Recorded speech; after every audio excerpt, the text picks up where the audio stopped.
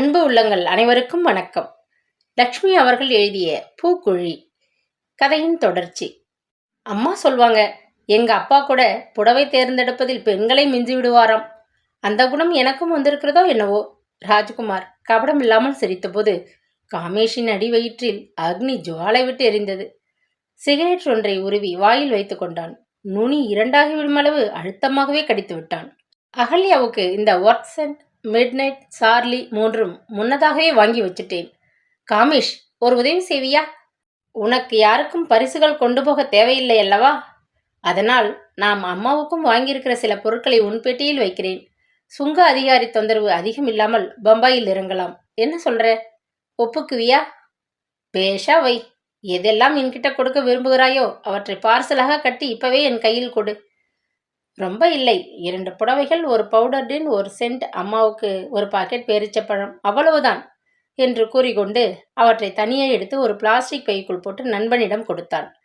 இவையெல்லாம் அம்மாவுக்கும் அகல்யாவுக்கும் என் பரிசுகள். மகிழ்ச்சியாக ராஜ்குமார் சொன்னபோது மீண்டும் காமேஷுக்கு எரிச்சலாக இருந்தது. அந்தஸ்து, ஆஸ்தி, அன்பான தாய், அழகான மனைவி, இத்தனையும் ஒருங்கி அமைந்திருக்கிற பெருமை.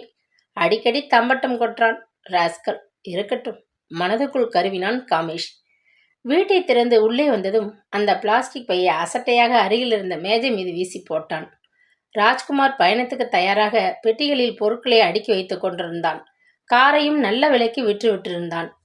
எந்த நிமிஷமும் தோளில் பையை போட்டுக்கொண்டு கிளம்பிவிடும் கனவில் பிளாட்டை சுத்தமாக தயாராக்கி விட்டிருந்தான். ஆனால் காமேஷ் எப்பொழுதும் போல அவனது பிளாட் அலங்கோலமாகத்தான் இருந்தது. முதல் நாள் அவன் பயணத்துக்காக எடுத்து தூசி தட்டி காகிதம் போட்டு தயாராக வைத்திருந்த பயணப் பெட்டிகள் வாயை திறந்து கொண்டு முன்னரையில் அப்படியே கிடந்தன. ஊருக்கு கிளம்ப இன்னும் 2 நாட்கள் தான் இருந்தன. வேலையிலிருந்து விடுவித்து கொண்டதும் பெட்டிக்குள் ஜாமான்களை அடுக்கி வைக்க கூட நேரம் போதாது போல் இருந்தது. காரை எடுத்துக்கொண்டு காசு தருவதாக சொன்ன ஆளை காணவில்லை. கடைசி நேரத்தில் அழிவிலைக்கு யாரிடமாவது கொடுத்து தொலைக்க நேரும். ராஜ்குமாரை போல் அவன் ஏன் சுறுசுறுப்பாகவும் திறமையாகவும் இருக்க முடியவில்லை? அடுக்கடுக்காக தன்னிடம் காணப்பட்ட இயலாமையை எண்ணியபோது அவனுக்கு ஆத்திரம் மறுபடியும் மண்டிக்கொண்டு வந்தது. பெட்டிக்குள் ராஜ்குமார் கொடுத்த பிளாஸ்டிக் பையை மூர்க்கமாக உதறி கொட்டினான். மிருதுவான அந்த பிரெஞ்சு ஷிஃபான் சேலையை பார்த்தபோது அவன் உள்ளத்திலே ஒரு கலவரமான நினைவு. அதிர்ஷ்டக்காரன் ராஸ்கல். நண்பனை திட்டியபடியே பீரோவில் இருந்த தன் சட்டை துணிமணிகளை கீரை போல் அள்ளி பெட்டிக்குள் அடைத்தான். பீரோ கம்பிகளில் தொங்கியவற்றை இழுத்தபோது அவன் கையில் இழுபட்டு வந்த அந்த பட்டு டையை பார்த்து தன்னை மறந்து ஒரு கணம் நின்றான். ஒரு கிறிஸ்துமஸ் தினத்தின் போது தேவசகாயம் அவனுக்கு அதை பரிசாக அளித்திருந்தார். அம்மா இறந்து போயும் அவர் அவனை தொடர்ந்து அன்புடன் தம் வீட்டு பிள்ளைகளில் ஒருவனாக கவனித்து கொண்டார். அவன் அப்பொழுது ஹாஸ்டலில் தங்கி படித்துக் கொண்டிருந்ததால் கிறிஸ்துமஸ் பண்டிகைக்கு அவனை வீட்டுக்கு விருந்துக்கு சாப்பிட அழைத்திருந்தார் தேவசகாயம். விருந்துக்கு பின்னர் வீட்டில் இருந்த கிறிஸ்துமஸ் மரத்தில் அவனுக்கும் ஒரு பரிசு பார்சல் கட்டி தொங்கவிடப்பட்டிருந்தது. நன்றி ஐயா. நெஞ்சம் நெகிழ்ந்து போய் அந்த பொட்டலத்தை பிரித்தான். உள்ளே பட்டிலான பூ போட்ட அழகான வண்ண கழுத்துட்டை. அவள் தாயார் அந்த வீட்டில் வேலை செய்ய ஆரம்பித்ததிலிருந்து தேவசகாயம் அவனை தம் குழந்தைகளில் ஒருவனாக பாவித்துதான் நடத்தினார். 10 வயதான போது அவனது பள்ளி படிப்பை தாயார் நிறுத்தி வேலைக்கு அனுப்ப விரும்பிய போது அவர் எத்தனை கண்டிப்பாக அவளிடம் மறுத்து பேசினார். அவர் உதவியில்தான் தாய் இறந்து போன பின்பும் அவர் தொடர்ந்து ஹாஸ்டலில் தங்கி படித்தான். தொழிற்கல்வியில் சேர்ந்து பட்டம் பெற்றதும் அவரது முயற்சியால் அடைந்த வெற்றிதான். என்ஜினியர் பட்டம் பெற்றபின் அவர் உதவியால் ஒரு நிறுவனத்தில் வேலை கூட அவனுக்கு கிடைத்திருந்தது. கொஞ்ச காலம்தான் அங்கே வேலை பார்த்தான். பிறகு தானே பல இடங்களில் வேலை தேடி கொண்டு சென்றான். அவனது படிப்புக்கும் தகுதிக்கும் கிடைத்த ஊதியம் மனதுக்கு திருப்தி அளிக்கவில்லை. வெளிநாடுகளுக்கு போக வேண்டும், பணத்தை வாரி கொட்ட வேண்டும். விரைவில் பணம், பதவி, கார், பங்களா என்று தகுதிகளுடன் அவனும் தலை நிமிர்ந்து வாழ வேண்டும் என்ற ஆசை உந்த அவன் பக்ரானில் வேலை தேடிக்கொண்டு விட்டிருந்தான். தந்தையைப் போல பாசத்துடன் தன்னை ஆளாக்கி அவரிடம் சொல்லாமல் வெளிநாட்டுக்கு புறப்படுவது சரியல்ல என்ற எண்ணம் ஏற்பட்டது. கொலாபாவுக்கு அவரை பார்க்க கிளம்பினான். வேலை மும்முரத்தில் அவரை அவன் அடிக்கடி சந்திக்க முடியாதிருந்தது. அதனால் அவனுக்கு தெரிந்திருக்கவில்லை. அவன் போனபோது அவர் மிகவும் நோயாக படுத்திருந்தார். வாட்டசாட்டமாக இருந்த மனிதர் பிடியில் அடங்கி விடுகிறவர் போல் மிகவும் ஒடுங்கி கட்டிலில் கிடந்தார். ஆனால் கண்களில் மட்டும் அதே கூரிய பார்வை. அவர் நோயாக இருந்தது தனக்கு தெரியாது என்று சொல்லி வருந்திவிட்டு அன்று இரவு விமானத்தில் அவன் வெளிநாடு பயணப்படுவதை மெல்ல தெரிவித்தான். சந்தோஷம். உனக்கு நானே கடிதம் எழுதி அழைக்க வேணும்னு இருந்தேன். நீ வந்தது நல்லதா போயிற்று என்றார். நீங்கள் இதுவரை எனக்கு செய்துள்ள உதவிக்கு நான் பெரிதும் கடமைப்பட்டிருக்கிறேன் என்று அவன் ஆரம்பித்த போது அவர் தம் மெலிந்த கரத்தை தூக்கி மறுப்பு தெரிவிக்க ஆட்டினார். என் தாய் இறந்த பிறகு நீங்கள் பணம் அனுப்பி என்னை ஹாஸ்டலில் படிக்க வைத்தீர்களே, அதை மறக்க முடியுமா? நான் செலவழிக்கவில்லை. அந்த பணமெல்லாம் உன்னுடையது. அவன் திடுக்கிட்டு விழித்தான். உன் பணத்தை கொண்டுதான் உன்னை படிக்க வைத்தேன். சொல்லப்போனால் நான் செய்த வேலைக்கு ஊதியமும் அதிலிருந்து எடுத்துக்கொண்டேன். நான் ஒரு நல்ல மனிதன், அவ்வளவுதான். அருகில் வா, சொல்கிறேன் என்றார். பெட்டியை மூடி வாரை இழுத்து கட்ட முயன்றபோது பெட்டியின் மூடி ஊபி வெடித்துவிடும் போல் இருந்தது. உள்ளே அத்தனை ஜாமான்கள். கோபத்துடன் பெட்டியை கீழே தள்ளி அந்த பழைய நினைவில் ஏற்பட்ட ஆத்திரத்தில் பெட்டியின் மூடி மீது ஏறி தொம் தொம் என்று இருமுறை குதித்து அதை சரிப்படுத்தி மூடிவாரை இழுத்து கட்டி பூட்டினான். அதே வேகத்தில் பெட்டியை காலால் ஒரு உதைத்து மூளையில் தள்ளிவிட்டு தோப்பென்று களைப்புடன் சோபாவில் உட்கார்ந்தான். அவனது நெஞ்சு படபடவென்று அடித்து கொண்டது. உடம்பு கிடுகிடுவென்று குலுங்கியது. பம்பாய் விமான நிலையத்தில் இறங்கி சுங்கவர இத்தியாதிகளை முடித்து கொண்டு அவர்கள் வெளியே வருவதற்குள் விடியற்கால 2 மணி ஆகிவிட்டது. அவர்கள் பயணப்பட்டு வந்த விமான கம்பெனியின் செலவிலேயே பெரியதொரு ஹோட்டல் ஒன்று களைப்பு தீர அடுத்த பயணம் வரை தங்க வசதி செய்து தரப்பட்டது. சென்னை கிளம்ப அவர்கள் பிற்பகல் விமானத்துக்கு காத்திருக்க நேர்ந்தது. ஹோட்டல் அறைக்குள்ளே பெட்டிகளை ஆட்கள் கொண்டு வந்து வைத்தனர். தோளில் சுமந்து வந்த பைகளை கீழே இறக்கி வைத்துவிட்டு இருவரும் படுக்கையில் சாய்ந்தனர். கண்களை மூடி சிறிது அயர்வதற்குள் பொழுது விடிந்து விட்டது. காமிஷ் பரபரப்புடன் பிரஷ் பேஸ்ட் சகிதம் குளியல் அறைக்குள் புகுந்து கொண்டான். வழிநெடுகிலும் பயணத்தின் போது அவன் ராஜ்குமாருடன் அதிகம் பேசவில்லை. தாய்நாட்டை விமானம் நெருங்கத் தொடங்கியதுமே அவனது உள்ளத்து போராட்டங்களின் அழுத்தமும் அதிகரிக்கத் தொடங்கியது. துயரமா கோபமா என்று அவனாலேயே ஊகிக்க முடியாதொரு விசித்திர உணர்விலே கட்டுண்டு தத்தளித்து கொண்டிருந்தான். ஊர் திரும்ப ஆவணம் செய்ய ஆரம்பித்ததிலிருந்து ராஜகுமாருக்கு ஓய்வே இல்லை. ஒரே அலைச்சல். முதல் நாள் இரவு சரியாக தூங்கவும் இல்லை. அத்துடன் விமான பயணத்தின் களைப்பு வேறு. அதனால் அவனையும் அறியாது ஆழ்ந்து தூங்கிவிட்டான். இன்பமானதொரு கனவு நின்று திடுக்கிட்டு விழிப்பு ஏற்பட்ட போது திரை ஒதுக்கப்பட்டு ஜன்னலிலிருந்து உள்ளே விழுந்த சூரிய ஒளி கண்களை கூசச் செய்தது. அறை முழுவதும் இம்பீரியல் லாதர் ஷேவிங் லோஷனின் மனம் கமழ்வதை உணர்ந்து திரும்பி பார்த்தான். 2 நாட்களாக கவனிக்காமல் அசட்டையாக விட்டிருந்த முகத்தை மழித்து கொண்டு குளித்து முடித்துவிட்டு சுத்தமான உடையில் கண்ணாடி முன் தலையை சீவிக்கொண்டு காமேஷ் நின்று கொண்டிருந்தான். அதற்குள் ஏன் எழுந்திருந்த? இன்னும் கொஞ்ச நேரம் களைப்பு தர தூங்கியிருக்கலாமே. அன்புடன் கடிந்து கொண்ட ராஜ்குமார் படுக்கையின் மீது நிமிர்ந்து உட்கார்ந்தான். இதுவரை தூங்கியது போதாதா? இனியாவது விழிப்போடு இருக்க வேண்டாமா? சிரித்தவாறு காமேஷ் பதிலளித்தாலும் வார்த்தைகள் சூடாக இருந்தன. அப்படின்னா நானும் சீக்கிரம் தயாராகின்றேன். 2 பேரும் கீழே போய் இந்த பெரிய ஹோட்டல் சாப்பாட்டறையில் நமக்கு சாப்பிட என்னதான் கிடைக்கிறதுன்னு நோட்டம் விடலாம். வேடிக்கையாக சொல்லிவிட்டு துவாலையுடன் குளியலறை பக்கம் திரும்பினான் ராஜ்குமார். நீ எனக்காக அவசரப்பட வேண்டாம். எனக்கு தெரிஞ்சவங்களை பார்த்து வர நான் கிளம்பிட்டு இருக்கேன். காஃபிக்கோ சாப்பாட்டுக்கோ எனக்காக நீ காத்திருக்காதே. காமேஷ் கிளம்பினான். அப்படியா? சரி, ஆனால் சீக்கிரம் திரும்பிவிடு. ரயிலை தவற விடுவது போல் சிலர் விமானத்தையும் தவற விடுவதுண்டு. ராஜ்குமார் உற்சாகமாக சிரித்தான். இனி என் வாழ்க்கையில் எதையும் தவற விடுவதில்லைன்னு தீர்மானம். நீ கவலைப்படாதே, வந்து விடுவேன். தன்னுள் பொங்கிய ஆத்திரத்தை அடக்கிக் கொண்டு கதவை திறந்து வெளியேறினான் காமேஷ். பம்பாய் பட்டினம் அவனது உள்ளங்கைக்குள்ளே அடங்கி விட்டிருப்பது போன்ற ஒரு நினைப்பு அவனுக்கு. வளர்ந்து ஆளாகி அவன் வாழ்ந்து பழக்கப்பட்ட நகரம் அது. அதனுடைய சந்து பொந்துகள் அனைத்தும் அவனுக்கு மனப்பாடம். ஹோட்டல் வாசலில் நின்ற டாக்ஸியில் ஏறிக்கொண்டு கொலாபாவுக்கு விரைந்தான். தேவசகாயம் வக்கீல் தொழிலில் அப்படி ஒன்றும் வாரி கொட்டிவிடவில்லை. அவர் காலம் வரை ஏதோ வசதியாக இருந்துவிட்டு போயிருந்தார். காமேஷ் பக்ரஹனுக்கு சென்ற சில மாதங்களில் அவர் இறந்துவிட்டதாக கடிதம் வந்தது. இப்பொழுது அவரது மனைவியைக் கண்டு ஆறுதல் சொல்லிவிட்டு போகத்தான் வந்திருந்தான். மேலும் பம்பாய் வந்ததுமே அந்த வீட்டுக்கு போக வேண்டும் என்றதொரு தவிர்க்க முடியாத ஆவல். அந்த பகுதியில் இந்த 2 ஆண்டு காலத்தில் எத்தனையோ புது பிளாட்டுகள் முளைத்து விட்டிருந்தன. ஆனால் தேவசகாயத்தின் பழங்காலத்து வீடு அதே நிலையில் சாயமிழந்த சுற்றுச்சுவருடன் சூழ்நிலைக்கு ஒரு திருஷ்டி பரிகாரமாக நின்று கொண்டிருந்தது. ஒரு துளியும் மாறுதல் இருக்கவில்லை. திறந்தால் கிரீச்சிட்டு அலறும் அதே துருப்பிடித்த கேட். வெடிப்பு குழிகளும் நிறைந்த வாசல் வராந்தாவின் அதே தரை. கூரையிலிருந்து வராந்தா ஓரத்திலே கம்பி உரிகளில் தொங்கிய பூச்சட்டிகளில் அதே செடி கொடிகள். அதே பழைய பிரம்பு நாற்காலி என்று வீடு அதே நிலையில்தான் இருந்தது. அழைப்பு மணியை அமுக்கினான். மெல்லியதாக காலடி ஓசை கேட்டது. கதவை திறந்த சந்தோஷம்மாளுக்கு அவனை அடையாளம் கண்டுகொள்ள சில வினாடிகள் சென்றன. அவளும் வெகுவாக மாறிவிட்டிருந்தாள். கணவனை இழந்த துயரம், கூப்பிய முகம், தும்பைப்பூவாக வெளுத்துவிட்ட கூந்தல், பாதியாக வற்றிவிட்ட உடல், தளர்ந்த நடை. முன்னைவிட அவள் மிகவும் முதுமையடைந்து விட்டிருந்தாள். வா, உட்கார், உபசரித்தபடி மெல்ல உள்ளே திரும்பினாள். சுற்றுமுற்றும் பிரமிப்புடன் பார்த்தபடி அவன் அந்த முன்னறையில் கிடந்த தோய்ந்து போன பழைய சோபா ஒன்றில் அமர்ந்து கொண்டான். என்ன அப்படி பார்க்கிற? பிள்ளைகள் எல்லோரும் ஆளாளுக்கு ஒரு வேலை தேடிக்கிட்டு மூளைக்கு ஒருத்தராய் போயிட்டாங்க. அவருக்கப்புறம் இந்த பெரிய வீடு எனக்கு எதுக்கு?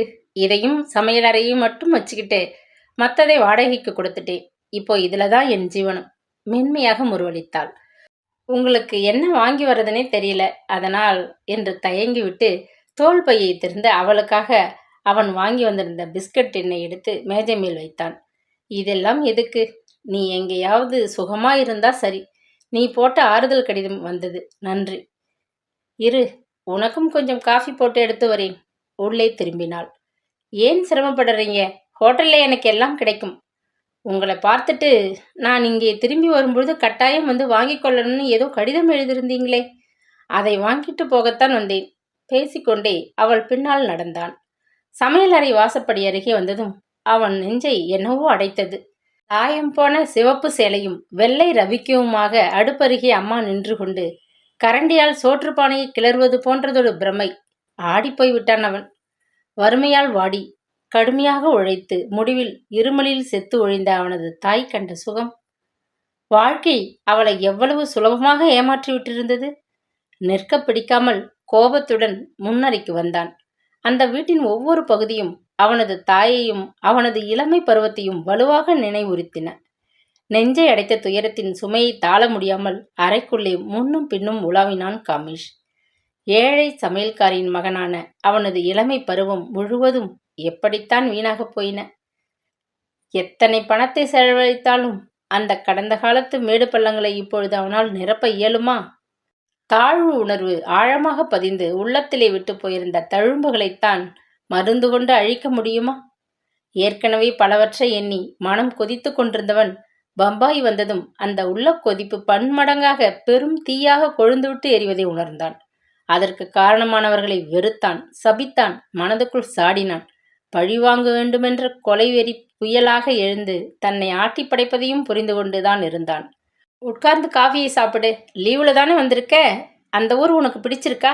மறுபடியும் எப்போ போவ? பலவும் விசாரித்தபடி சந்தோஷம் காஃபி டம்ளரை மேஜை மீது வைத்தாள். மறுபடியும் அந்த தோய்ந்து போன சோபாவில் உட்கார்ந்து கொண்டான். டம்ளரை கையில் எடுத்துக்கொண்டு நிமிர்ந்த போது பார்த்தான். தேவசகாயம் சட்டத்துக்குள் அடங்கி எதிர்பக்கத்து சுவரில் படத்து நின்று முறுவலித்தார். எப்படியோ இருக்க வேண்டியவன், எப்படியோ இருந்துட்ட. ஆனாலும் மோசமில்லை. படிச்சு முன்னுக்கு வந்துட்ட. புத்திசாலி, பிழைக்க தெரிந்தவன். நான் சொன்னதையெல்லாம் மறக்காதே, ஞாபகத்தில் வச்சுக்கோ. கடைசி சந்திப்பில் அவர் சொன்ன வார்த்தைகள் மீண்டும் காதுகளில் ஒலித்தன. முன்னறையிலேயே மூலையில் சோரோடு தள்ளி வைக்கப்பட்டிருந்த பீரோவை திறந்து சந்தோஷம் ஒரு சிறு கடித உரையை எடுத்துக்கொண்டு வந்தாள். உன்னை பத்தி தான் ஐயா கடைசி வரை அதிகம் பேசி கொண்டிருந்தார். பெத்த தம் பிள்ளைகளை விட உன்மேல் அவருக்கு அப்படி ஒரு அன்பு. துக்கத்திலே தடைப்பட்டது அவள் குரல். கடித உரையை அவன் எதிரே முக்காலி மீது வைத்தாள். எப்பவோ உன்னிடம் நான் சேர்த்திருக்க வேண்டிய பொருள். தொடர்ந்து குடும்பத்தில் ஏற்பட்ட தொல்லைகளில் இதை பற்றிய நினைப்பே இல்லை. வீட்டை ஒழுங்குபடுத்தி வாடகைக்கு கொடுக்கும்போதுதான் இது கையில் அகப்பட்டது. உடனே உனக்கு கடிதம் எழுதி போட்டேன். உங்க அம்மா ஆஸ்பத்திரியில உடம்பு முக்க முடியாம படுத்திருந்தப்போ என்கிட்ட இதை கழட்டி கொடுத்தாங்க. பத்திரமா வச்சிருந்து உனக்கு தக்க வயசு வரும்பொழுது அவங்க நினைவா வச்சுக்க சொல்லி கொடுக்க சொன்னாங்க. இது உன் தாயார் உனக்கு விட்டு போன ஆஸ்தின்னு நினைச்சு பத்திரமா வச்சுக்கோ கூறிவிட்டு ஆயாசத்துடன் எதிரே ஒரு ஆசனத்தில் சாய்ந்து கொண்டாள். உரையை பிரித்து உள்ளே இருந்த ஒரு தங்க மோதிரத்தை கையில் எடுத்தான் காமேஷ்.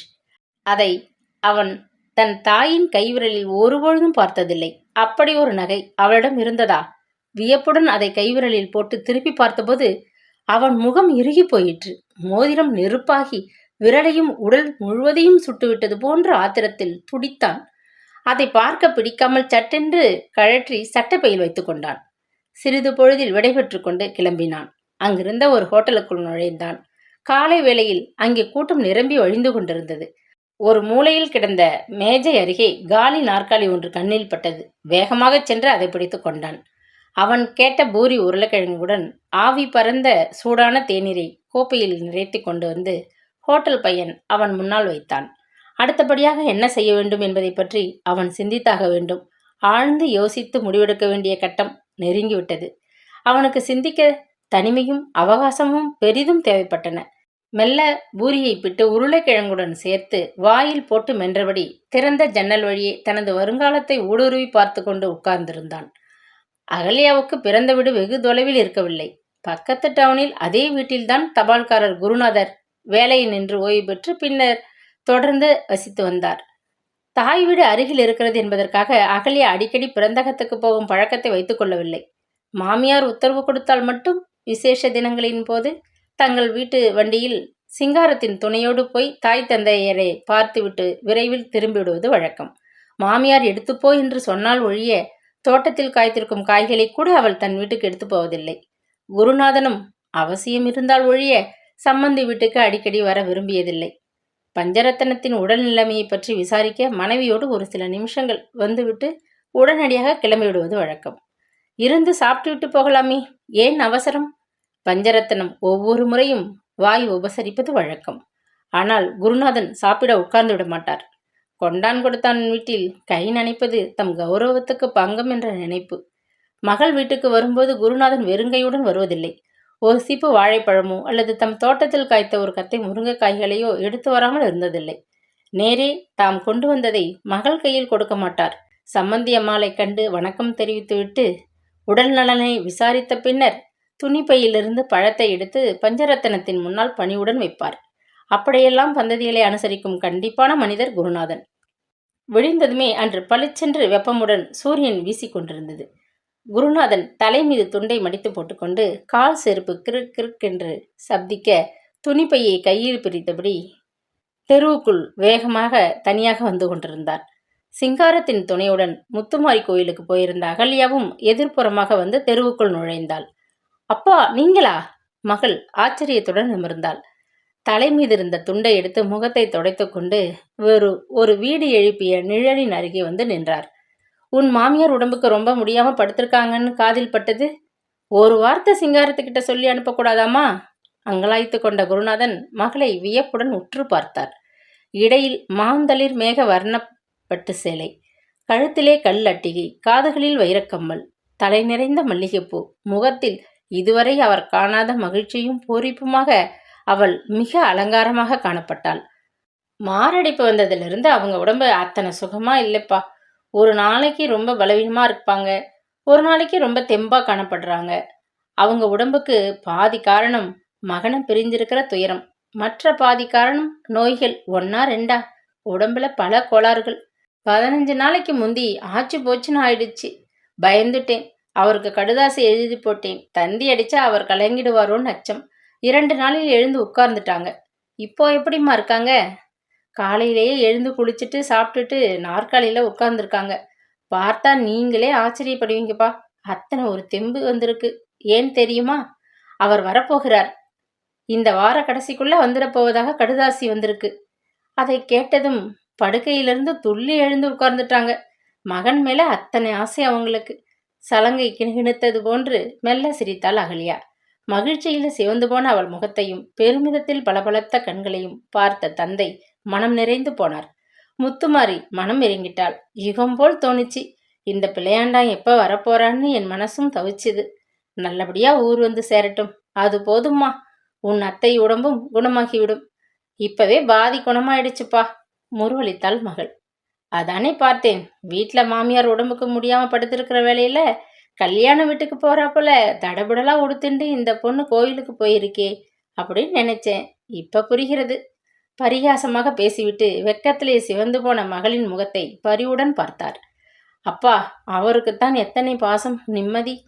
திருச்சியிலிருந்து பஸ்ஸில் வராராம்மா. மகள் நீட்டிய பிரசாத தட்டிலிருந்து குங்குமத்தை தொட்டு நெற்றியில் வைத்து கொண்டார். ஊருக்கு கிட்ட வந்த பிறகு உங்க மருமகனுக்கு அத்தனை பொறுமை இருக்குமா? ஒரு டாக்ஸி பிடிச்சிட்டு பறந்து வந்துடுவாருன்னு நினைக்கிறேன். முத்துமாரிக்கு அபிஷேகம் செய்துட்டு வந்தேன். அப்பா, அதோட நானும் காப்பு கட்டி கொண்டிருக்கிறேன். சீக்கிரம் கோயிலில் கொடியேற்றம் நடக்கப் போகிறது. அப்புறம் தீமிதி இருக்கு. கோயில் பூசாரி ஒரு மண்டலமா விரதம் இருக்கிறார். பெண்கள் 15 நாளைக்கு விரதமா இருந்தா போதும்னு சொல்லிட்டு அபிஷேகம் செய்து ஆத்தாள் பாதத்திலே வச்சு கங்கணத்தை கொடுத்தார். அங்கேயே கையில் கட்டிக்கிட்டேன். அவருக்கும் ஒன்னு ஆத்தா பாதத்துல வச்சு எடுத்துக்கொண்டு வந்திருக்கேன். குருநாதனுக்கு திடீரென்று கவலை ஏற்பட்டது. மகளின் அழகு முகத்தை மறுபடியும் பரிவோடு பார்த்தார். ஏம்மா, இப்படி கடுமையாகவா ஆத்தா கிட்ட வேண்டிக்கணும்? பழக்கமில்லாத விஷயமாச்சே. அவர் சின்ன வயசுல பூசாரி கையை பிடிச்சுக்கிட்டு பூக்குழியில பல தடவைகள் இறங்கியிருக்காரப்பா. அத்தை கூட பல தடவை இறங்கியிருக்காங்க. அவங்க வீட்டு பெண் என்னையும் ஆத்தா அன்போட தன் பூப்பாவடையில் ஏந்திப்பாள். எனக்கு மனசுல ஒரு பெரிய நம்பிக்கை. அதனால எனக்கு மனசுல குழப்பமே இல்லை. நீங்களே பாருங்கள், பூப்பாவாடையிலே நடக்கிறாப்புல பால் குடத்தோட பரபரன்னு நான் நடந்து வர்றதை கண்டு பிரமிக்க போறீங்க. அந்த ஆத்தா உனக்கு துணை இருப்பாம்மா. மனசுல அத்தனை பக்தியும் நம்பிக்கையும் இருந்தா போதும். அப்பாவும் மகளும் பேசிக்கொண்டே மெல்ல நடந்தனர். தந்தைக்கு முன் விரைவாக வீட்டுக்குள் புகுந்து குளியல் அறைக்கு சென்று கால்களை கழுவிக்கொண்டு அவசரமாக வந்தாள் அகல்யா. பஞ்சரத்னம் ஹாலில் நாற்காலியில் சாய்ந்தபடி உட்கார்ந்திருந்தாள். பூரணி சமையல் அறையில் வேலையாக இருந்தாள். அத்தை, அப்பா வந்திருக்கிறார் உங்களை பார்க்க கூறியபடி தான் கொண்டு வந்த பிரசாத தட்டை மாமியார் கையருகே வைத்தாள். தட்டை தொட்டு கண்களில் ஒத்தி கொண்டாள் பஞ்சரத்னம். உட்காருங்க, வீட்ல எல்லாரும் சௌக்கியமா? உற்சாகத்துடன் விசாரித்து கொண்டு மெல்ல திரும்பினாள். அகல்யா இழுத்து போட்ட நாற்காலியில் குருநாதன் உட்காரும் முன் கையோடு கொண்டு வந்த பழத்தை பையிலிருந்து முக்காலியின் மீது பஞ்சரத்னம் அருகே வைத்தார். அகல்யா, உன் மாமியாருக்கு அதை எடுத்துக் கொடுமா என்றார் ஜாடையாக. என்னப்பா, அத்தைக்கு தேன் கதலி பழம் கொண்டு வந்திருக்கீங்களே, அவங்க உடம்புக்கு இதெல்லாம் ஒத்துக்காதே. அகல்யா கூறி முடிக்கும் முன் பஞ்சரத்னம் குழந்தையாக சிரித்தாள். பாருங்க ஐயா, உங்கள் மகள் வாயை கட்டி வயிற்றை கட்டி என்னை வத்தக்காய போடுறாள். அவளை என்ன செய்யலாம், நீங்களே சொல்லுங்க. வேடிக்கையாக மறுபடியும் உரக்க சிரித்தாள். மெலிந்து ஒடுங்கி வாடி போயிருந்த அவள் முகத்திலும் மகிழ்ச்சி தாண்டமாடி கொண்டிருப்பதை குருநாதன் கவனிக்க தவறவில்லை. அகல்யா பொல்லாதவள்தான், ஒப்புக்கொள்கிறேன். இப்ப அவள் உங்கள் வீட்டு பெண்ணாகிவிட்டதால் தண்டனையை நீங்கள் தான் நிர்ணயிக்க வேண்டும். உங்கள் மகன் வந்ததும் அவரிடம் இவளை ஒப்படைச்சிடுங்க. சம்பந்தி குருநாதனும் மகிழ்ச்சியுடன் சிரித்தார். இத்தனை நாளும் உள்ளத்தை அழுத்திக் கொண்டிருந்த கவலை மறைந்து மனம் லேசாகிவிட்ட நிலையில் அவருக்கு கட்டுக்கொள்ள முடியாத ஆனந்தம். கணவனை பிரிந்து துயரத்திலே தோண்டு கொண்டிருந்த மகளுக்கு விடிவு காலம் வந்துவிட்டது. இனி அவர்கள் ஒருபோதும் பிரியாமல் பல்லாண்டு காலம் இனிதே வாழ வேண்டும் என்று அவர் மனம் ஓயாது வாழ்த்தி கொண்டிருந்தது. இவளுக்கு தண்டனை கொடுக்கிற பொறுப்பை என் பேரன் கிட்ட விட்டுட போறேன். நீங்க பார்க்க போறீங்க. வர வருஷத்துல இந்த வீட்டுல ஒரு வாண்டு பைய வந்து இவளை நிக்க ஒட்டாமல் வேலை வாங்க போறான். அதுக்குள்ள கண் ஆபரேஷன் ஆகி ஆத்தா கிருபியால கொஞ்சம் பார்வை வந்து விட்டாலும் போதும். என் பேரனை மடியிலே வச்சுக்கிட்டு இந்த போக்கிரி பெண்ணை ஒரு பிரம்பாலே நல்லா அடிக்க சொல்ல போறேன். பச்சிலன் குழந்தை போல் சிரித்தாள். திடீரென்று தாங்க முடியாமல் விம்மி அழத் தொடங்கிவிட்டாள். 3 வருஷமாச்சு இந்த பாவி என் குழந்தை முகத்தை பார்க்காம திணறினாள். ஆச்சி இன்னும் 2 நாள்ல வந்துட போறார் உங்க மகன், கவலையை விடுங்க, சமாதானப்படுத்தினார் குருநாதன். அத்தை, என்ன அப்படி மனச அப்படி அழட்டிக்கிறீங்க? இன்னும் 2 நாள் தான் இருக்கு. அதுக்குள்ள சொல்லிக்கொண்டு நெஞ்சம் நெகிழ்ந்தவளாக துண்டினால் மெல்ல அவளது கண்ணீரை துடைத்து விட்டாள் அகல்யா. நான் சந்தோஷமா இருக்கேன், அதனால நீங்க மறுக்காம இருந்து சாப்பிட்டுட்டு தான் போகணும். பஞ்சரத்னம் சம்மந்திக்கு உத்தரவிட்டாள். பாயாசம் வைக்க போகிறேனப்பா, நீங்கள் அத்தை பேச்ச தட்டக்கூடாது. மகள் மேல் உத்தரவு போட்டாள். முகத்தை துண்டால் துடைத்து கொண்டு முருகளித்தார் குருநாதன். பாயாசம் மட்டும் கூடம்மா, சாப்பிட்றேன். உங்கள் அம்மா சமைச்சு காத்துட்டு இருப்பா. இந்த மகிழ்ச்சிகரமான செய்தியை அவளுக்கு நான் போய் சட்டுன்னு சொல்ல வேண்டாமா? குருநாதன் கொள்கையை விட்டு கொடுக்காமல் பேசினார். கொஞ்ச நேரத்தில் அவர் விடைபெற்று கொண்டு கிளம்பிவிட்டார். அதற்கு பின் அகல்யாவுக்கு நிற்க பொழுது இருக்கவில்லை. சிங்காரம் கொண்டு வந்து பத்திரமாக பின் அறையில் சேமித்து வைத்த செவ்விளநீர் காய்களை எண்ணி பார்த்தாள். ராஜ்குமார் தினமும் ஒரு தடவையாவது இளநீர் சாப்பிடாமல் இருக்க மாட்டான். அதுவும் தோட்டத்து செவ்விளநீர் அவருக்கு மிகவும் பிடித்தமான பானம். அவனை நினைத்து கொண்டே பின்பக்கம் விரைந்தாள். புடலங்காய் பந்தலில் பிஞ்சுகளாக தொங்கிய காய்களாக மெல்ல தொட்டு பார்த்து முகர்ந்தாள். வாசனை புடலை, கூட்டு என்றால் அவருக்கு ரொம்ப பிடிக்குமே. வந்தவுடன் வரிசையாக அவருக்கு பிடித்ததெல்லாம் சமைத்து போட்டுவிட்டுத்தான் மறுகாரியம். நாக்கு செத்து ருசி கெட்டு இளைச்சு துரும்பாகித்தான் வரப்போறார். என்னென்னவோ எண்ணியபடி நின்றவள் காதுகளில் சைக்கிள் மணி ஓசை கேட்டது. ஒரே ஓட்டமாக வாசலுக்கு விரைந்தாள். தந்தி சேவகன் கையில் இருந்த உரையை கண்டதும் அவள் நெஞ்சு படபடக்கத் தொடங்கியது. கையெழுத்திட்டு விட்டு வாங்கி பிரித்தாள். சென்னைக்கு வந்து விட்டேன். வியாழன் காலையில் என்னை எதிர்பார்க்கலாம். அன்புடன் ராஜ்குமார். மகிழ்ச்சியின் சுமை தாங்காமல் இதயம் இரண்டாகிவிடும் போன்றதொரு தவிப்பிலே அவள் ஆடி போய்விட்டாள். தன் உணர்வுகளை அடக்கி கொண்டு மெல்ல உள்ளே வந்தாள். சைக்கிள் மணி சத்தம் கேட்டதே. அகல்யா, தந்தி வந்திருக்கா? குழந்தை எப்ப வரானாம் சொல்லுமா? என் கண்ணு என்னைக்கு வராதாக தந்தி கொடுத்திருக்கா? பஞ்சரத்தனம் பதறியபடி நாற்காலிலிருந்து எழுந்து நின்றாள். ஓடிச் சென்று மாமியாரை தழுவிக்கொண்டு மெல்ல உட்கார வைத்தாள். பயப்படாதீங்க அத்தை, அவர் வியாழக்கிழமை காலையில வந்துடுறதா தந்தி கொடுத்திருக்கிறார். ரொம்ப கிட்டக வந்துட்டார் அத்தை. மருமகள் ஆனந்தத்துடன் மாமியார் கழுத்தை கட்டி கொண்டாள். இருவர் கண்களும் கனத்தன. நெஞ்சிலே இனிமையான உணர்வுகள் சிலிர்த்தன. சென்னையில் 2 தினங்களுக்கு மேல் தங்கிவிட்டு பின்னர் தான் திருச்சிக்கு பயணம் என்று ராஜ்குமார் முடிவில் ஒப்புக்கொண்டிருந்தான். நண்பனை மகிழ்விக்கும் பொருட்டு இந்த மாபெரும் தியாகத்துக்கு அவன் சம்மதித்திருந்தான். முன்னதாகவே சென்னையில் இருந்த நண்பன் ஒருவனுக்கு திருச்சிக்கு பயணம் செய்ய டிக்கெட்டுகள் வாங்கி வைக்க வேண்டிய தேதிகளை குறிப்பிட்டு எழுதியிருந்தான். அதன்படியேதான் அவன் அகல்யாவுக்கு தான் வரப்போகும் நாளை குறித்து தந்தியும் அனுப்பிவிட்டிருந்தான். விமான நிலையத்திலேயே வந்து சந்தித்த சென்னை நண்பன் அவனிடம் வாங்கி தயாராக வைத்திருந்த டிக்கெட்டுகளை கொடுத்து விட்டான். அவற்றை பெற்றுக்கொண்டதுமே ஊர் போய் சேர்ந்து விட்டது போன்ற மகிழ்ச்சி ராஜ்குமாருக்கு. அந்த நண்பனுக்கு தான் வெளியூரிலிருந்து கொண்டு வந்த பரிசு பார்சலை கொடுத்து நன்றி தெரிவித்து விடைபெற்று கொண்டு விமான நிலையத்திலிருந்து வெளிவந்தான். காமேஷ் அவனுடன் அந்த பெரிய ஹோட்டலில் வந்து தங்க மறுத்து விட்டான். முன்பு ஒருமுறை அவன் சென்னைக்கு வந்த பொழுது புரசைவாக்கம் ராமநாயக்கர் தெருவில் ஒரு சிறு லாட்ஜில் தங்கிய ஞாபகம் அவனுக்கு. அதே இடத்துக்குத்தான் மறுபடியும் போக விரும்பி பிடிவாதமாக ஆட்டோ ஒன்றை பிடித்துக்கொண்டு தனியே புறப்பட்டு விட்டான்.